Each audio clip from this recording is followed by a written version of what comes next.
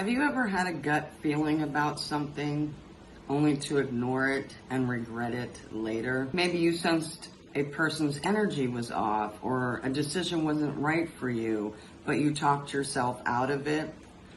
Learning to trust again starts with tuning into your own intuition, and today I'm going to talk about how to do that. Hi, my name is Michelle. Welcome to our channel, The Freedom Habit. Intuition is something we're all born with. It's that knowing, even though we can't logically explain why. And over time, we can lose touch with our intuition. And there's many reasons why. From a young age, we're taught to trust external knowledge instead of internal wisdom. When we go to school, we are taught facts and figures. In the workplace, we're taught to analyze data and make rational decisions, sidestepping our gut feelings. If you've ever been told that was a bad decision, you always make bad decisions, then you might have internalized that. Past mistakes will make us doubt ourselves. If we've ever made a decision that caused pain or trauma, then we will begin to doubt ourselves. The fear of being wrong or judged. And I find this in many of the things that we talk about, the limiting beliefs. And, it seems to be one of our biggest concerns is being the fear of being judged. And that's something we simply have to get past. One of the biggest challenges of learning to trust again is figuring out if you're feeling fear or intuition. Both can create strong emotional responses, but they come from two very different places. Fear feels loud and chaotic. It says, what if I fail? What if people judge me? What if I regret my decision? Where intuition is like a whisper, it's just a knowing. It's a knowing inside about what your decision should be. Intuition is like a whisper. It says, I know this is right, even if I can't explain why. Fear comes from the mind. It's in your head. It's running scenarios. It's overthinking, and it's loud. Intuition comes from the body. It's either tension or ease. You feel it in your chest. Your chest might tighten, or your stomach tightens, or you have an all-over body feeling of relief. For example, like if you meet someone and their energy is off and, you're somewhere where you don't want to be, you might feel that tightening. Or it could be something where you're making a decision, maybe buying a house, and you have an all-over ease that this is the right house for you. So that's kind of how intuition works. You'll feel it in your body. Fear is based on the past. It'll run through all the decisions you've made before, all the mistakes, and it'll pull that forward and it'll make you doubt yourself.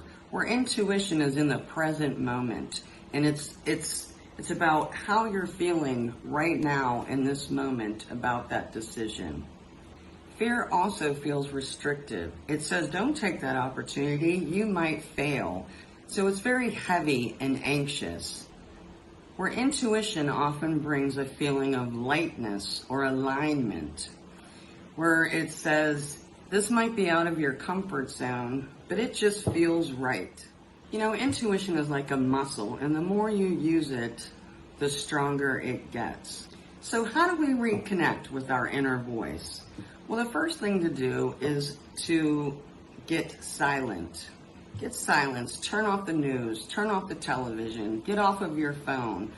Because the thing is the more we ask our friends and our family and social media for advice, it gets loud. And it gets louder than our inner voice. And our inner voice is always talking to us. It's just a matter of whether we can hear it or not.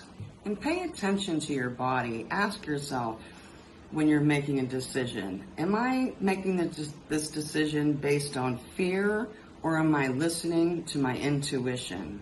And tune into your body's signals. Don't forget, intuition is felt in the body. It speaks through feelings and instincts and gut knowing. Your body often knows the truth before your mind does. Your inner voice doesn't disappear. It's just waiting for you to ask the right questions.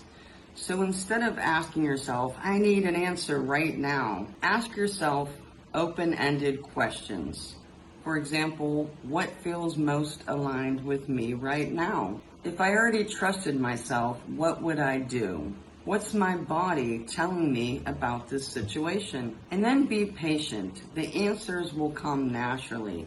They might come in a quiet thought, a dream, or even some random insight. And don't forget to act on small nudges. Your inner voice will strengthen the more you use it. If you follow it, even in the smallest ways, it becomes your strongest guide. Reconnecting with your inner voice isn't about finding something outside of you. It's about remembering that you already have the answers. Your inner voice is always speaking to you. The question is, are you listening? And imagine all the benefits when you begin to start to tune in to your intuition. You'll be able to make decisions with confidence. You'll avoid toxic people. You will align with opportunities that are right for you. You will reduce anxiety and feeling overwhelmed. You'll also strengthen your creativity and problem-solving skills. Most importantly, you'll strengthen your relationship with yourself. You will no longer need to explain or justify your decisions to others. And how great is that? So thank you for spending time with me today. I appreciate you. Have a great day.